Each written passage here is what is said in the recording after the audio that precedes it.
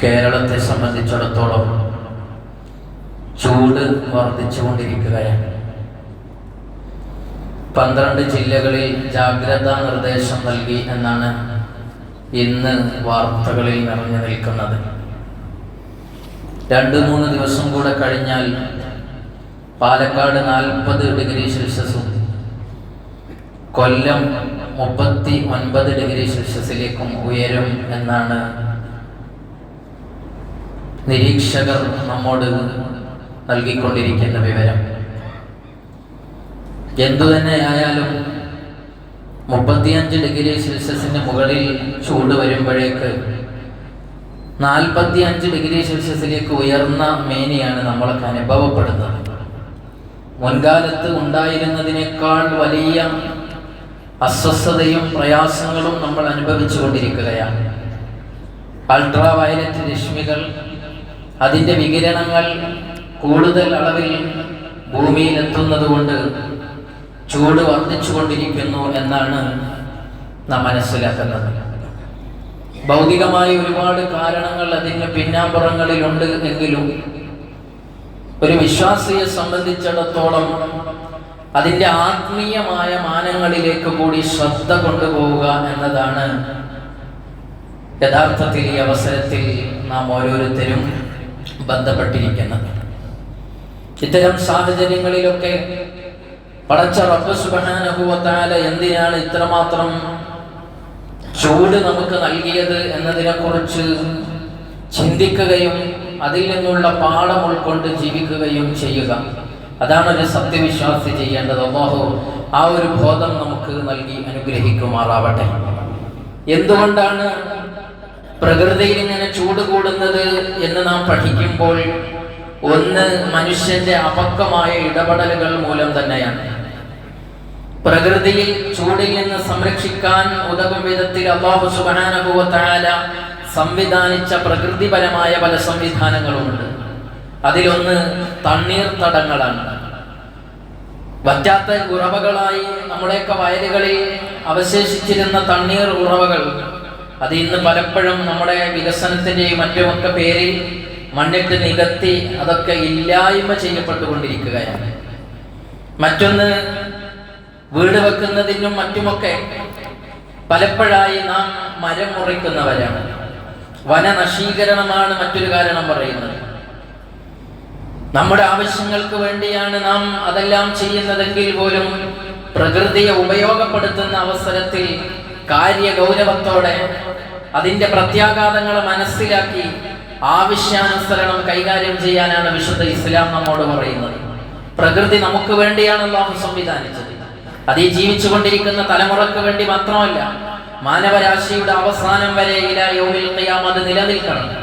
അതിൻ്റെ ദാതാക്കളായി ഇനിയും ഒരുപാട് ആളുകൾ പ്രയോക്താക്കളായി വരാനുണ്ട്. ആ വരുന്നവരെ കൂടി സ്വീകരിക്കാൻ ഉതകും വിധത്തിലാവണം നമ്മുടെ ഉപയോഗം. അതുകൊണ്ട് കൃത്യമായ നിലപാടുകളോടുകൂടെ കൃത്യതയോടുകൂടെയുള്ള ഉപയോഗം കൊണ്ട് മാത്രമേ നമുക്ക് ഈ പ്രകൃതിയെ അതിൻ്റെ താളത്തിനനുസരിച്ച് നിലനിർത്താൻ കഴിയുകയുള്ളൂ. ഇല്ലെങ്കിൽ ഈ ഭൂമിയിൽ വലിയ വലിയ പ്രത്യാഘാതങ്ങൾ ഉണ്ടാകുമെന്ന് ഖുർആൻ പറയുകയാണ്. വിശുദ്ധമായ ഖുർആൻ പറഞ്ഞു, വഹറൽ ഫസാദു ഫിൽ ബർരി വൽ ബഹരി ബിമാ കസബത് ഐദിൻ നാസ്. ബഹറിലും ബർറിലും കരയിലും സമുദ്രത്തിലുമെല്ലാം ഫസാദുകൾ ഉണ്ടായത്, പ്രകൃതിക്ഷോഭങ്ങൾ ഉണ്ടായത്, ആവാസ വ്യവസ്ഥക്ക് മാറ്റങ്ങൾ സംഭവിച്ചത്, ചൂട് കൂടിക്കൊണ്ടിരിക്കുന്നത്, അത് ജനങ്ങളുടെ അപക്വമായ ഇടലുകൾ കൊണ്ടാണ് എന്ന് ഖുർആൻ പറയുകയാണ്. അത് നമുക്ക് നോക്കിയാൽ തന്നെ കാണാൻ കഴിയും. ഇന്ന് കോൺക്രീറ്റ് കെട്ടിടങ്ങൾ വർദ്ധിച്ചുകൊണ്ടിരിക്കുന്നു. ടാറിട്ട റോഡുകൾ, വാഹനങ്ങളിൽ നിന്ന് പുറന്തള്ളുന്ന കാർബൺ ഡൈ ഓക്സൈഡുകൾ, ഇങ്ങനെ തുടങ്ങി ധാരാളം കാര്യങ്ങൾ അതിൻ്റെ പിന്നിൽ പ്രവർത്തിക്കുന്നുണ്ട്. അതോടൊപ്പം തന്നെ പ്രകൃതിയിൽ നിന്നും നമുക്ക് ചില പ്രത്യാഘാതങ്ങൾ നേരിട്ട് കൊണ്ടിരിക്കുകയാണ്. നേരത്തെയൊക്കെ ഇടക്കാല മഴ എന്ന് പറയുന്ന ഒരു സംരംഭം നമ്മുടെ നാടുകളിലൊക്കെ കിട്ടിയിരുന്നു. ചൂടുകാലത്ത് തണുപ്പേകാൻ കുളിർ തന്നലായി ഇടയ്ക്കിടെ വരുന്ന മഴ, ആ സംവിധാനം തന്നെ ഇന്ന് പലപ്പോഴും ഇല്ല, കേരളത്തിൽ ലഭിക്കുന്നില്ല വേണ്ട ആളുകൾ. ഇനി മഴ പെയ്യുന്ന കാലത്ത് തന്നെ പെയ്യുകയാണെങ്കിലോ മഴ പ്രകൃതിക്ഷോഭമാകും വിധത്തിൽ, വെള്ളപ്പൊക്കം ഉണ്ടാകും വിധത്തിൽ, ഉരുൾപൊട്ടൽ ഉണ്ടാകും വിധത്തിൽ നിന്ന് തിമിർത്ത് പെയ്യുകയും കഴിവിൽ അധികം അല്ലെങ്കിൽ അളവിൽ അധികം ജലാംശം നമുക്ക് ലഭിക്കുകയും അത് തടഞ്ഞു നിർത്താൻ കഴിയാതെ വരികയും ചെയ്യും. എന്നാൽ മഴ ലഭിക്കേണ്ട കാലഘട്ടത്തിൽ മഴ കുറഞ്ഞുകൊണ്ടിരിക്കുന്നു. മഴയുടെ തോത് അത് നൽകിക്കൊണ്ടിരിക്കുന്ന ഒരു വിഭവമായി നമുക്ക് നൽകിക്കൊണ്ടിരിക്കുന്നത് യഥാർത്ഥത്തിൽ ഒരു പ്രകൃതിക്ഷോഭമായ അവസ്ഥയിലേക്ക് മഴ മാറിക്കൊണ്ടിരിക്കുന്നു എന്നാണ് പഠനങ്ങളൊക്കെ തെളിയിച്ചുകൊണ്ടിരിക്കുന്നത്. അപ്പൊ പ്രകൃതിയുടെ അനുകൂല കാലാവസ്ഥ നമുക്കിന്ന് കിട്ടുന്നില്ല. മറ്റൊന്ന് നമ്മുടെ കരങ്ങൾ പ്രവർത്തിച്ചു കൊണ്ടിരിക്കുന്ന പ്രശ്നങ്ങളാണ്. അതുകൊണ്ട് നാം ഉണർന്ന് ചിന്തിക്കുകയും ഒരു മരം മുറിക്കുമ്പോൾ അതിന് തത്തുല്യമായത് ഒന്ന് പുനഃസ്ഥാപിക്കുകയും ചെയ്യുന്നവരാവണം. ഹബീബായ സയ്യിദുനാ മുഹമ്മദുർ റസൂലുള്ളാഹ് ഹബീബായ സയ്യിദുനാ മുഹമ്മദുർ റസൂലുള്ളാഹി സ്വല്ലല്ലാഹു അലൈഹി വസല്ലമ തങ്ങൾ അവിടെ അങ്ങനെയല്ലേ പഠിപ്പിച്ചത്? നാളെ ഖിയാമത്ത് നാളാണ് എന്ന് അറിഞ്ഞാൽ പോലും, നാളെ ഖിയാമത്ത് നാളാണെന്ന് ബോധ്യമുണ്ടായാൽ പോലും, ഇന്ന് നിങ്ങളുടെ കയ്യിലുള്ള ഒരു മരം അത് നടുന്നത് എന്ന് നിങ്ങൾ മാറി ചിന്തിക്കരുത് എന്ന് സയ്യിദുൽ വജൂദ് മുഹമ്മദുർ റസൂലുള്ളാഹ് സ്വല്ലല്ലാഹു അലൈഹി വസല്ലം. അപ്പൊ വനവൽക്കരണത്തെ പ്രോത്സാഹനം കൊടുത്ത മതമാണ് ഇസ്ലാം. ഇസ്ലാം എന്ന് പറഞ്ഞാൽ നിസ്കരിക്കുകയും നോമ്പനുഷ്ഠിക്കുകയും മാത്രമല്ല, ഒരു മരം നട്ടാൽ പോലും അതിന് കൂലി നമ്മുടെ അക്കൗണ്ടിലേക്ക് നാളെയുടെ ലോകത്ത് അല്ലാഹു നൽകുകയാണ്. എന്താണ് കാരണം? ഈ ഭൂമിയുടെ നിലനിൽപ്പ് വരും തലമുറക്ക് കൂടി അനുകൂലമാകുന്ന വിധത്തിൽ നിലനിൽക്കണമെങ്കിൽ കഴിഞ്ഞു പോകുന്ന തലമുറയിലെ ആളുകൾ അതിന് വേണ്ട സജ്ജീകരണങ്ങളും സംവിധാനങ്ങളും ഒരുക്കണമെന്നാണ്.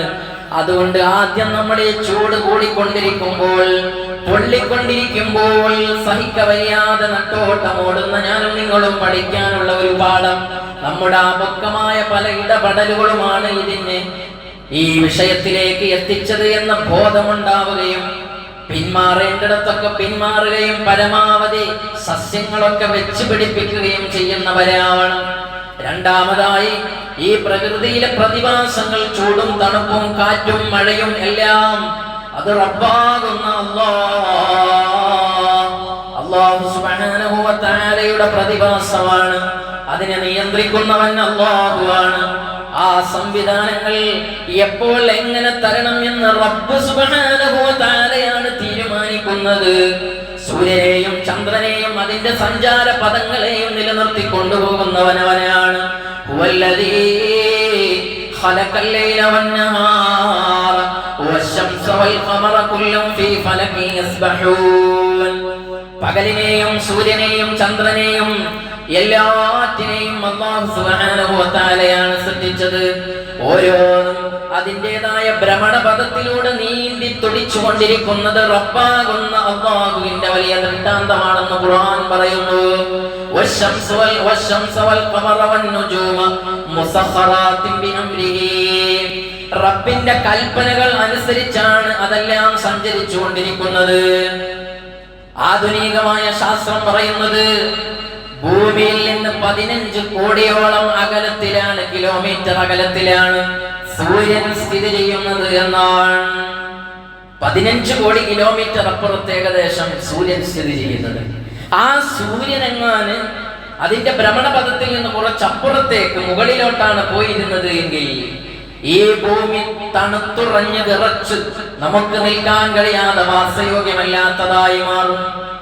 ഈ ഭൂമി വാസയോഗ്യമായി നമുക്ക് ഉപയോഗപ്പെടുത്താൻ കഴിയുകയില്ല. ഇനിയോ അത് സഞ്ചരിക്കുന്ന സഞ്ചാര പദത്തിൽ നിന്ന് ഒരൽപ്പം താഴോട്ടാണ് വന്നിരുന്നത് എങ്കിൽ അതിന്റെ ചൂട് കൂടുകയും ഈ ഭൂമിയിലെ സർവ്വ വസ്തുക്കളും കത്തി നശിക്കുകയും ചെയ്യുന്നു എന്ന് ശാസ്ത്രം അടയാളപ്പെടുത്തുമ്പോൾ ഈ സംവിധാനങ്ങളെല്ലാം കറക്റ്റ് ആയിക്കൊണ്ട് ആരാണ് നിയന്ത്രിച്ചു കൊണ്ടിരിക്കുന്നത്? അത് റബ്ബ് സുബ്ഹാനഹു വ തആലയാണ്. അവനതാ ഖുർആനിൽ പറയുന്നു, ഖുൽ അറഅയ്തും ഇൻ ജഅലല്ലാഹു അലൈക്കുമുൽ ലൈല സർമദാ ഇലാ യൗമിൽ ഖിയാമത്തി മൻ ഇലാഹുൻ ഗൈറുല്ലാഹി യഅതീകും ബിളിയാഇൻ ഫലാ തസ്മഊൻ. റബ്ബ് സുബ്ഹാനഹു വ തആല പറയാണ്, ഈ ഭൂമി ലോകത്ത് നിങ്ങൾക്ക് വേണ്ടി ഞാൻ വിധാനിച്ചു കൊണ്ടിരിക്കുന്ന സംവിധാനങ്ങൾ നിങ്ങൾക്ക് വേണ്ടി ഞാൻ അവതരിപ്പിച്ചിട്ടുള്ള രാത്രിയും പകലും ഖുൽ അറഅയ്തും മിൻ ജഅലല്ലാഹു അലൈക്കുമുൻ നഹാർ അല്ലാഹു തൊട്ടടുത്ത് തന്നെ പറയുകയാണ്, രാത്രി നിങ്ങൾക്ക് സംവിധാനിച്ചു, പകല് നിങ്ങൾക്ക് സംവിധാനിച്ചു. ഇതൊക്കെ ഖിയാമത്ത് നാൾ വരെ അനിശ്ചിതം തുടരുകയാണ്. അതിന്റെ സഞ്ചാര പദത്തിലൂടെ സൂര്യനും ചന്ദ്രനുമെല്ലാം സഞ്ചരിച്ചു കൊണ്ടിരിക്കുകയാണ്. ആ സഞ്ചാരം തെറ്റി സഞ്ചരിച്ചാൽ നിങ്ങൾക്ക് രാത്രി ലഭ്യമാവുകയില്ല, പകല് ലഭ്യമാവുകയില്ല. ആരാണ് നിങ്ങൾക്ക് വെളിച്ചം കൊണ്ടുവന്നു തരുന്നത്? ആരാണ് നിങ്ങൾക്ക് ഉറങ്ങാനുള്ള നല്ല സംവിധാനമായ രാത്രിയെ കൊണ്ടുവന്ന് തരുന്നത് എന്നൊരു ചോദ്യചിഹ്നമായി ഖുർആൻ പലപ്പോഴും പലയിടങ്ങളിലായി നമ്മോട് ചോദിക്കുമ്പോൾ, ഈ പ്രകൃതിയിലെ പ്രതിഭാസങ്ങൾ മുഴുവനും അല്ലാഹുവിൽ നിന്നാണ് എന്ന ബോധമാണ് ഒരു മുഅ്മിനായ മനുഷ്യനെ സംബന്ധിച്ചിടത്തോളം ഈ ചൂട് കൂടിക്കൊണ്ടിരിക്കുന്ന അവസരത്തിൽ ചിന്തിക്കേണ്ടത്. എന്നിട്ട് അല്ലാഹു തആല പറയുകയാണ്, ജഅല ലക്കുമുൽ ലൈല വന്നഹാറ ലിതസ്കുനൂ ഫീഹി വലിതബ്തഗൂ മിൻ ഫദ്ലിഹി വലഅല്ലകും തശ്കുറൂൻ. അല്ലാഹുവിന്റെ റഹ്മത്താണ്, അല്ലാഹുവിന്റെ ഫദ്ലാണ്, അല്ലാഹുവിന്റെ ഔദാര്യം കൊണ്ടാണ് പടച്ച റബ്ബ് സുബ്ഹാനഹു വ തആല ഈ സംവിധാനങ്ങളെല്ലാം നിങ്ങൾക്ക് സംവിധാനിച്ചിട്ടുള്ളത്. അപ്പൊ അല്ലാഹുവിന്റെ റഹ്മത്താണ് യഥാർത്ഥത്തിൽ ചൂട്, അല്ലാഹുവിന്റെ റഹ്മത്താണ് തണുപ്പ്. കാരണം ചൂട് കൂടുന്ന അവസരത്തിൽ ഈ ഭൂമി ലോകത്ത് പല പ്രതിഭാസങ്ങളും നമ്മൾ അറിയാതെ നടക്കുന്നുണ്ട്. തണുപ്പ് കൂടുന്ന അവസരത്തിൽ അതനുസരിച്ചുള്ള സംവിധാനങ്ങളും ആ കാലഘട്ടത്തിൽ ഉണ്ടാവേണ്ട സസ്യങ്ങളും ഉണ്ടായിത്തീരുന്നുണ്ട്. അങ്ങനെ എല്ലാറ്റിനും അനുയോജ്യമായ വിധത്തിൽ നിങ്ങൾക്ക് രാത്രിയെയും പകലിനെയും സംവിധാനിച്ച, നിങ്ങൾക്ക് വെളിച്ചവും ഇരുട്ടും സംവിധാനിച്ച, നിങ്ങൾക്ക് സൂര്യനും ചന്ദ്രനും സംവിധാനിച്ച ജഗനിയന്താവായ റബ്ബ് സുബ്ഹാനഹു വ തആല അവന്റെ റഹ്മത്തിനെ കുറിച്ചാണ് നിങ്ങൾ ഓർക്കേണ്ടത് എന്നാണ് ഖുർആൻ പറയുന്നത്. പ്രിയപ്പെട്ട മുഅ്മിനീങ്ങളെ, അപ്പോൾ ഭൂമിയിലേക്കുള്ള എല്ലാ പ്രതിഭാസവും റബ്ബ് സുബ്ഹാനഹു വ തആലയുടെ റഹ്മത്താണ് എന്ന് നമ്മൾ മനസ്സിലാക്കണം. അത് മനസ്സിലാക്കുന്ന ഒരു വിശ്വാസിയെ സംബന്ധിച്ചിടത്തോളം ഒരു വിഷമവും ഇല്ല. അല്ലാഹു ഈമാൻ നമുക്ക് നൽകുമാറാവട്ടെ. പലപ്പോഴും നമ്മളൊക്കെ അത് മനസ്സിലാക്കാത്തത് കൊണ്ടാണ് ചൂട് കൂടുന്ന അവസരത്തിലൊക്കെ ചൂടിനെ കുറ്റം പറയുക, ചൂടിനെ ശപിക്കും, വല്ലാത്തൊരു ചൂടാണ് എന്ന് പറയും. മഴ കൂടുതൽ പെയ്തു കഴിഞ്ഞാൽ നശിച്ച ഒരു മഴ എന്ന് പറയും. കാറ്റ് കൂടുതൽ നടിച്ചു കഴിഞ്ഞാൽ കാറ്റിനെ മോശമാക്കി കളയും. അങ്ങനെ ഒരിക്കലും പ്രകൃതി പ്രതിഭാസങ്ങളെ ശപിക്കാൻ പാടില്ലെന്ന് സയ്യിദുൽ വജൂദ് മുഹമ്മദുർ റസൂലുള്ളാഹ് സ്വല്ലല്ലാഹു അലൈഹി വസല്ലമ തങ്ങൾ അവിടെന്ന് പറയുന്നു. അല്ലാഹു പറയുന്നതായിട്ട് ഖുദ്സിയായ ഹദീസിൽ അല്ലാഹുവിന്റെ റസൂൽ പറയാണ്, ഖാലല്ലാഹു യസുബ്ബു ബനു ആദമ അദ്ദഹ്റ. ജനങ്ങളെല്ലാം കാലത്തെ കുറ്റം പറയുന്നവരാണ്. കാലം തെറ്റിപ്പെയ്യുന്ന മഴ എന്ന് നമ്മൾ പലപ്പോഴും പറയുന്നതാണ്. ഒരു കാറ്റടിച്ചാൽ നശിച്ച ഒരു കാറ്റ് എന്ന് പറയുന്നവരാണ്. അങ്ങനെ പലപ്പോഴും ചൂട് നമുക്ക് സഹിക്കവയ്യാതെ വരുമ്പോൾ, പൊള്ളലേൽക്കുമ്പോൾ, വിഷമിക്കുമ്പോൾ എന്തൊരു ദുരിതമാണ്, വല്ലാത്ത ചൂടാണെന്ന് പറഞ്ഞ് ചൂടിനെ കുറ്റം പറയുന്നവരാണെങ്കിൽ അല്ലാഹുവിന്റെ റസൂൽ പറയുന്നു, വലാ തസ്ഖൂ, നിങ്ങൾ ഒരിക്കലും കുറ്റം പറയരുത്. കാരണം അല്ലാഹു പറയുന്നു, വഅനദ്ദഹ്റു, ഞാനാണ് കാലം എന്ന് അല്ലാഹു സുബ്ഹാനഹു വ തആല പറയുന്നു. ഞാനാണ് കാലം എന്ന് പറഞ്ഞാൽ ഞാനാണ് ആ കാലത്തെ സൃഷ്ടിച്ചവൻ, ഞാനാണ് അതിനെ സംവിധാനിച്ചവൻ, ഞാനാണ് അതെത്ര കൂട്ടണം കുറക്കണം എന്ന് തീരുമാനിക്കണം എന്ന് നിശ്ചയിച്ചവൻ ഞാനാണ്, അതിന്റെ പിന്നിൽ പ്രവർത്തിക്കുന്നത്. അപ്പോൾ അതിനെ കുറ്റം പറയുന്നത് എന്നെ കുറ്റം പറയുന്നതിന് തുല്യമാണ് എന്നാണ് സയ്യിദുനാ മുഹമ്മദുർ റസൂലുള്ളാഹ് സ്വല്ലല്ലാഹു അലൈഹി വസല്ലമ തങ്ങൾ അവിടുന്ന് പഠിപ്പിച്ചത്. അപ്പോൾ ഈ ചൂട് നമുക്ക് നൽകുന്ന ഒരു പാഠം, പ്രകൃതിയിൽ വരുന്ന മാറ്റങ്ങളെ, പ്രകൃതിയുടെ വിഗതികളെ ഒരിക്കലും നമ്മൾ കുറ്റം പറയാൻ പാടില്ല. അതിൽ നിന്ന് പാഠം ഉൾക്കൊള്ളുകയും മടങ്ങേണ്ടിടത്തേക്ക് മടങ്ങുകയും തിരുത്തേണ്ട കാര്യങ്ങൾ തിരുത്തുകയും ചെയ്യാനാണ് ഒരു മുഅ്മിനായ ഈമാനുള്ള മനുഷ്യൻ മുന്നോട്ട് വരേണ്ടത്. അല്ലാഹു തആല ആ ഒരു പാഠം നമുക്ക് കൃത്യമായി മനസ്സിലാക്കി പ്രവർത്തിക്കാൻ തൗഫീഖ് നൽകുമാറാവട്ടെ. മറ്റൊന്ന് നമ്മൾ പറയുന്നത് ഭൗതികമായ പ്രതിഭാസങ്ങളെ കുറിച്ചാണ്. നേരത്തെ ഞാൻ സൂചിപ്പിച്ചല്ലോ, ഇതെല്ലാം ഭൗതികമായി ഉണ്ടാകുന്ന പ്രതിഭാസങ്ങളാണ് എന്ന് പറഞ്ഞ് പലപ്പോഴും നമ്മൾ അതിൽ ആത്മസംതൃപ്തി അടയുന്നവരാണ്. പത്രങ്ങളിലൊക്കെ നമ്മൾ കാണാം എൽ നിനോ പ്രതിഭാസമാണ്. പസഫിക് സമുദ്രത്തിലൂടെ ഉണ്ടാകുന്ന ചൂടിന്റെ പ്രതിഭാസത്തെയാണ് എൽ നിനോ പ്രതിഭാസം എന്ന് പറയുന്നത്. അതേക്കുറിച്ചൊക്കെ ചർച്ചകൾ, പഠനങ്ങൾ നടക്കുന്നുണ്ട്. അതൊക്കെയാണെങ്കിലും ഹബീബായ മുഹമ്മദുൽ മുസ്തഫ സ്വല്ലല്ലാഹു അലൈഹി വസല്ലം തങ്ങൾ പറഞ്ഞു, ചൂട് കൂടുക എന്ന് പറഞ്ഞാൽ അത് ഭൗതികമായ ഒരു പ്രതിഭാസം മാത്രമല്ല, ആത്മീയമായും അതിന്റെ പിന്നിലുണ്ട്. മുത്തായ തങ്ങൾ അവിടെന്ന് പറയുന്നു, ഇസ്തഖത്തിന്നാറു ഇലാ റബ്ബിഹാ, ഒരിക്കൽ നരകം അല്ലാഹുവോട് അവലാതി പറഞ്ഞു. ഫഖാലത്ത് റബ്ബി, പടച്ച റബ്ബിനെ വിളിച്ചിട്ട് നരകം പറയുകയാണ്, അകല ബഅദീ ബഅദാ, പടച്ചോനെ എന്റെ പാതിയെ മറ്റൊരു പകുതി തിന്നു കളയുന്നുണ്ട് റബ്ബേ എന്ന പരാതി പറഞ്ഞപ്പോൾ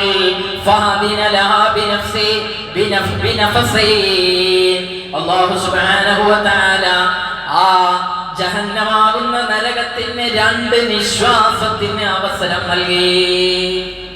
ഒന്ന് നെടുവീർപ്പിടാൻ, 2 തവണ നെടുവീർപ്പിടാൻ അല്ലാഹു സുബ്ഹാനഹു വ തആല അവസരം നൽകി എന്ന് സയ്യിദുനാ മുഹമ്മദുർ റസൂലുള്ളാഹ് തങ്ങൾ പറയാണ്.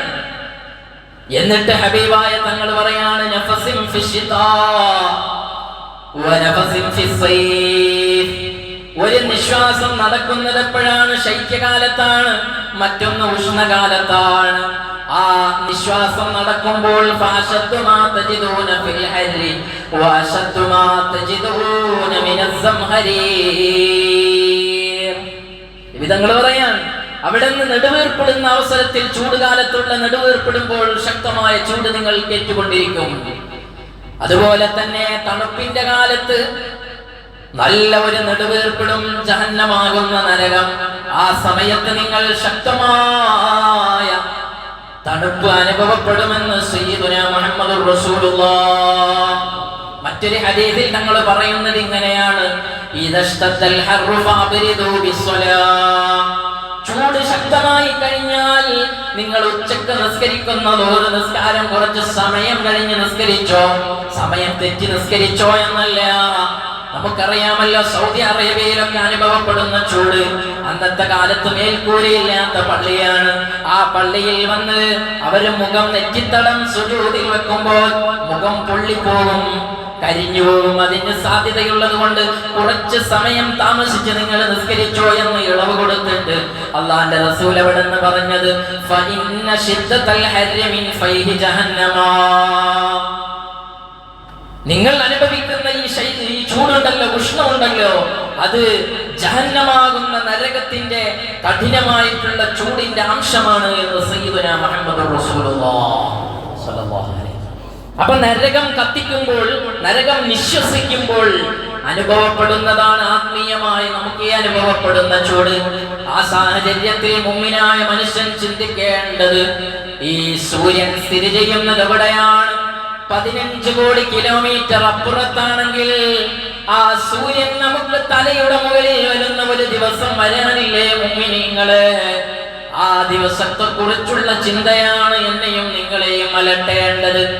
നമ്മളൊക്കെ പലപ്പോഴും ഇവിടെ ചൂട് അനുഭവപ്പെടുമ്പോൾ ഒരു ഫാനുള്ളയിടത്ത് മറ്റൊരു ഫാനിനെ കുറിച്ച് അന്വേഷിക്കും.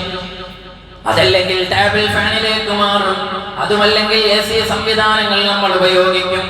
അങ്ങനെ തുടങ്ങി നിത്യജീവനത്തിന് വേണ്ടി ജോലി ചെയ്യുന്ന ആളുകൾ വരെ ഏതെങ്കിലും ഒരു തണൽ മരം അന്വേഷിച്ച് അതിലേക്ക് മാറി നിൽക്കുന്ന സാഹചര്യം നമുക്ക് കാണാൻ കഴിയുന്നുവെങ്കിൽ, ആശ്രമാകുന്ന ലോകത്ത് നമ്മളെല്ലാം പുനരുദ്ധരിക്കപ്പെടുമ്പോൾ മഹ്ശറാവൻ സഭ എന്ന് പറയുന്ന ഒരു ഘട്ടം കഴിഞ്ഞു പോകാനുള്ളവരാണ്.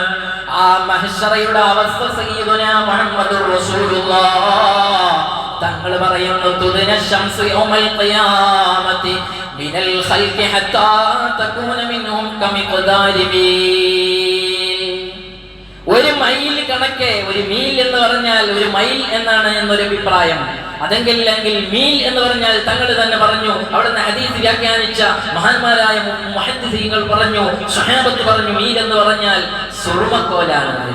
ആ സുറുമക്കോലിന്റെ അത്ര ഡിസ്റ്റൻസിൽ എന്ന് പറഞ്ഞാൽ ഒരു ചാണ് പോലുമില്ല, അത്രയും അടുത്ത് നമ്മുടെ അടുക്കലേക്ക് തലക്കുമീരെ നാളെ സൂര്യൻ വരാനുണ്ട്. അപ്പൊ എത്ര ചൂടായിരിക്കുമെന്ന് നിങ്ങളൊന്ന് ആലോചിച്ചു നോക്ക്. ഇന്ന് 40 ഡിഗ്രി സെൽഷ്യസിലേക്ക് വരുമ്പോൾ നമ്മുടെ ശരീരം നിർജ്ജലീകരിക്കപ്പെട്ട കാരണം വലിയ രോഗങ്ങളിലേക്ക് നാം തള്ളപ്പെടുന്നു. പലപ്പോഴും ആഘാതങ്ങളേൽക്കുന്ന മനുഷ്യൻ മരിച്ചു പോകുന്നുവെങ്കിൽ ഒരു ചാണ് മുകളിലായി ജ്വലിച്ചിടുന്ന സൂര്യന്റെ കിരണങ്ങളോട് എങ്ങനെയാണ് നമുക്ക് പ്രതികരിക്കാൻ കഴിയുക എന്ന ഒരു ചിന്തയല്ലേ പ്രിയപ്പെട്ട മുഅ്മിനീങ്ങളെ നമുക്കുണ്ടാവേണ്ടത്. ആ സമയത്ത് നമുക്ക് എങ്ങനെയാണ് എയർ കണ്ടീഷൻ സംവിധാനം ലഭിക്കുക എന്നതിനെ കുറിച്ച് മുഅ്മിനീങ്ങളെ നമ്മൾ ആലോചിക്കേണ്ടത്. അവിടെ എയർ കണ്ടീഷൻ സംവിധാനം ലഭിക്കുന്ന, അവിടെ തണല് ലഭിക്കുന്ന 7 വിഭാഗം ആളുകളെ കുറിച്ച് സയ്യിദുൽ വജൂദ് മുഹമ്മദുർ റസൂലുള്ളാഹ് സ്വല്ലല്ലാഹു അലൈഹി വസല്ലമ തങ്ങൾ അവിടെ നിന്ന് വ്യക്തമാക്കുന്നുണ്ട്. ആരാലും തണല് നൽകാത്ത ഈയത്തിന്റെ തറയിൽ നഗ്നപാതരായി വിവസ്ത്രരായി ഒരു ചാണ് മുകളിൽ ഇങ്ങനെ നിൽക്കുന്ന സമയത്ത് നിങ്ങൾ ആലോചിച്ചു നോക്കി. ഇവിടെ ചെരുപ്പ് ധരിച്ചാൽ വരെ നമുക്ക് ചൂട് സഹിക്കാൻ കഴിയുന്നില്ല. വസ്ത്രമണിഞ്ഞാൽ പോലും ചൂട് സഹിക്കാൻ നമുക്ക് കഴിയുന്നില്ല. എന്നാൽ ഒരു ചാണ് മുകളിലായി വിവസ്ത്രരായിരിക്കുന്ന നമുക്ക് എങ്ങനെയാണ് ആ ചൂട് സഹിക്കാൻ കഴിയുക? ഒരിക്കലും കഴിയുകയില്ല. ആ സമയത്ത് നിങ്ങൾക്ക് രക്ഷ വേണോ? അല്ലാഹുവിന്റെ റസൂൽ പറയാണ് 7 വിഭാഗം ആളുകളെ നാളെ അല്ലാഹ് രക്ഷപ്പെടുത്തുന്നതാണ്. സബഅത്തുൻ യുദില്ലുഹുമുല്ലാഹ് യൗമ ലാ ദില്ല ഇല്ലാ ദില്ലുഹു. 7 വിഭാഗം ആളുകൾക്ക് അല്ലാഹുവിന്റെ റസൂൽ പറയാണ് പടച്ച റബ്ബിന്റെ അർശിന്റെ തണൽ ലഭിക്കുന്നതാ. അതിൽപ്പെട്ട ഒരു വിഭാഗമാരാണ് ഇമാമുൻ ആദിലുൻ, നീതിബോധത്തോടെ ഭരണം നടത്തിയ നല്ല കൈകാര്യകർത്തൃത്വം ചെയ്ത മനുഷ്യനാണെന്ന് മുഹമ്മദുർ റസൂലുള്ളാഹ്. ഒരു ഭരണാധികാരി എന്ന് മാത്രമല്ല, നമ്മൾക്ക് കൈകാര്യകർത്തൃത്വം അല്ലാഹു സുബ്ഹാനഹു വ തആല നൽകിയിട്ടുണ്ട്. ചിലപ്പോൾ അത് നാടിൻ്റെതായിരിക്കും, ചിലപ്പോൾ ഒരു ഗ്രാമത്തിൻ്റെതായിരിക്കും, അവിടെ പ്രസിഡന്റോ സെക്രട്ടറി ആയിരിക്കും. അങ്ങനെ ഒന്നുമല്ലെങ്കിലും ഒരു വീടിന്റെ ഉത്തരവാദിത്തമില്ലാത്തവർ ഇവിടെ ഉണ്ടാവുകയില്ലല്ലോ. ആ വീട്ടിലുള്ള മക്കളോട്, ഭാര്യയോട്, തന്റെ കുടുംബക്കാരോട് നീതിപൂർവമായ രൂപത്തിൽ പെരുമാറിയ മനുഷ്യന് നാളെ അല്ലാഹുവിന്റെ റസൂൽ പറയാണ് ആരും തണല് കൊടുക്കാത്തിടത്ത് അവന് തണലുണ്ട്.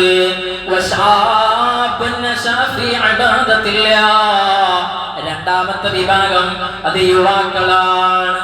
യുവാക്കളെയാണ് അല്ലാഹുവിന്റെ റസൂൽ എണ്ണുന്നത്. യുവത്വകാലം എന്ന് പറഞ്ഞാൽ ഹോർമോണിന്റെ വളർച്ച തുടങ്ങുന്ന കാലമാണ്. അതിന്റെ പീക്ക് ടൈമിലേക്ക് വളർന്ന് പന്തലിച്ചു കൊണ്ടിരിക്കുന്ന സാഹചര്യത്തിൽ എല്ലാ തിന്മയിലേക്കും അവൻ എത്തിപ്പെടാൻ സാധ്യതയുണ്ടാകുമ്പോ അവിടെയെല്ലാം കൂച്ചു വിലങ്ങിട്ടിട്ട് അല്ലാഹുവിന്റെ മാർഗത്തിൽ ചലിക്കാൻ ഒരു മനുഷ്യൻ തീരുമാനിച്ചാൽ, ഒരു ചെറുപ്പക്കാരൻ തീരുമാനിച്ചാൽ, അവന് നാളെ അല്ലാഹുവിന്റെ റസൂൽ പറയുന്ന അർശിന്റെ തണലുണ്ട്. സ്വാദിഖുൽ മസ്ദൂഖ് മുഹമ്മദുർ റസൂലുള്ളാഹ്. മൂന്നാമത്തെ വിഭാഗം പള്ളി പള്ളി എന്ന ചിന്തയോടെ നടക്കുന്ന മനുഷ്യനാണ്.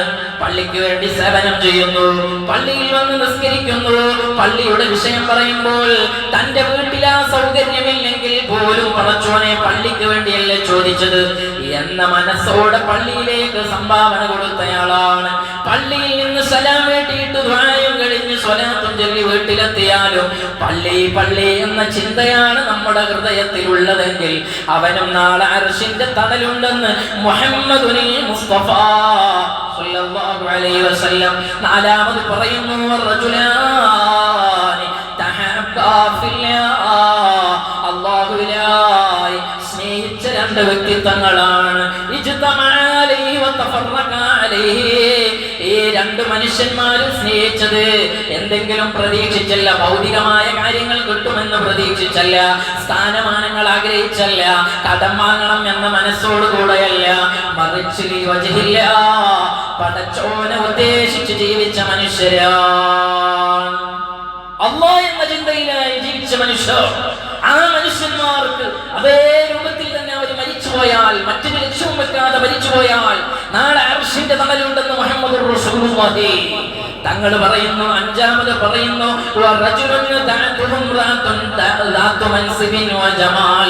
ഫഖാല ഇന്നി അഖാഫുല്ലാഹ്. ഒരു നല്ല സുമുഖിയായ തറവാടിത്തമുള്ള പെണ്ണ് മോശമായ ചെയ്തികൾ ചെയ്യുന്നതിന് വേണ്ടി ക്ഷണിച്ചപ്പോൾ ഞാൻ വരൂല, അല്ലാഹുവിനെ ഞാൻ പേടിക്കുന്നു എന്ന് പറഞ്ഞ മനുഷ്യനാണ് നാളെ അർശിന്റെ തണലുള്ളത്. അടുത്ത വിഭാഗം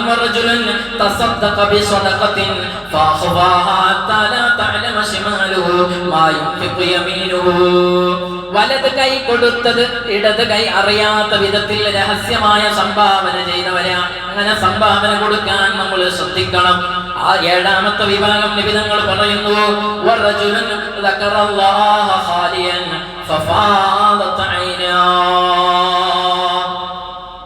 ആരാരുമില്ലാത്ത എല്ലാവരിൽ നിന്നും വിട്ടുനിന്നുകൊണ്ട് വിജനമായി പടച്ച റബ്ബിലേക്ക് ഖേദിച്ചു മടങ്ങിയ മനുഷ്യൻ.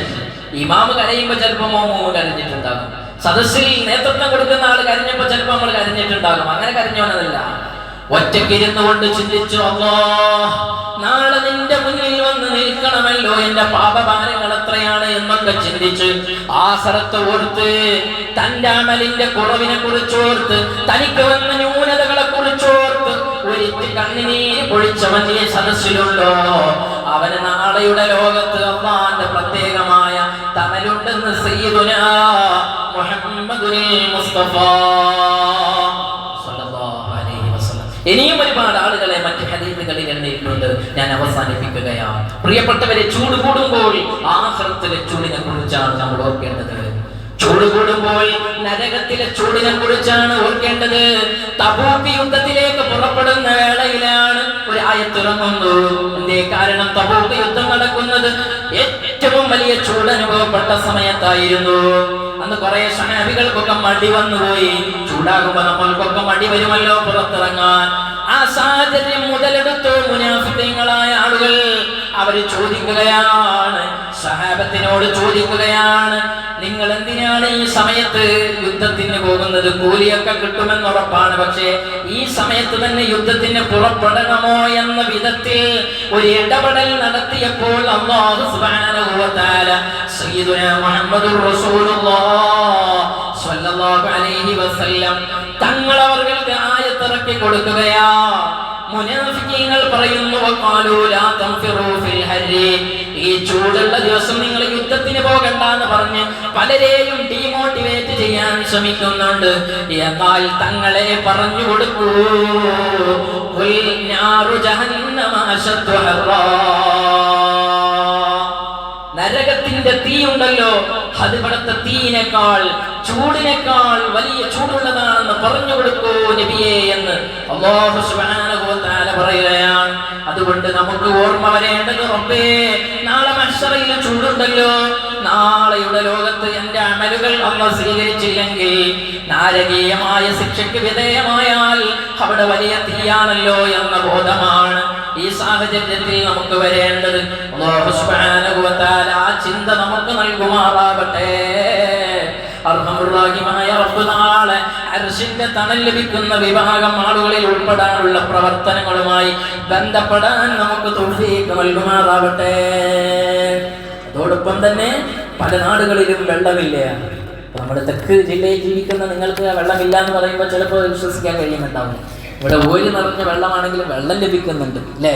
പക്ഷെ വടക്കൻ ജില്ലകളെ അപേക്ഷിച്ച് ഒരുപാട് സ്ഥലങ്ങളിൽ വെള്ളമില്ല. വെള്ളം പറ്റിപ്പോയിരിക്കുകയാണ്. ആ വെള്ളം കൊണ്ടുവന്ന് തരാൻ അല്ലാഹുവിനല്ലാതെ മറ്റാർക്കും കഴിയൂല. ഒരു സമരവും ചെയ്തിട്ട് കാര്യമില്ല. പടച്ചോൻ അവൻ കനിഞ്ഞേകുന്ന റഹ്മത്തായ മഴ തന്നെ നൽകണം. അതുകൊണ്ട് നമ്മൾ നന്നായി പ്രാർത്ഥിക്കണം. അത് മുഹമ്മദ് റസൂലുള്ളാഹി സ്വല്ലല്ലാഹു അലൈഹി വസല്ലം തങ്ങൾ നമ്മോട് ആവശ്യപ്പെട്ടതാണ്. അതുകൊണ്ട് മഴയ്ക്ക് വേണ്ടി എല്ലാ സമയങ്ങളിലും നമ്മൾ പ്രാർത്ഥിക്കുക കൂടി ഈ അവസരത്തിൽ നമ്മുടെ സഹോദരങ്ങൾക്ക് വേണ്ടി നമുക്ക് വേണ്ടി നാം ചെയ്യണം എന്ന് അഭ്യർത്ഥിക്കുകയാണ്. അല്ലാഹു സുബ്ഹാനഹു വ തആല നമുക്ക് നല്ല മഴ നൽകുമാറാവട്ടെ. اللهم اسقنا غيثا مغيثا اللهم اسقنا غيثا مغيثا اللهم اسقنا الغيث والرحمة ولا تجعلنا من القانتين.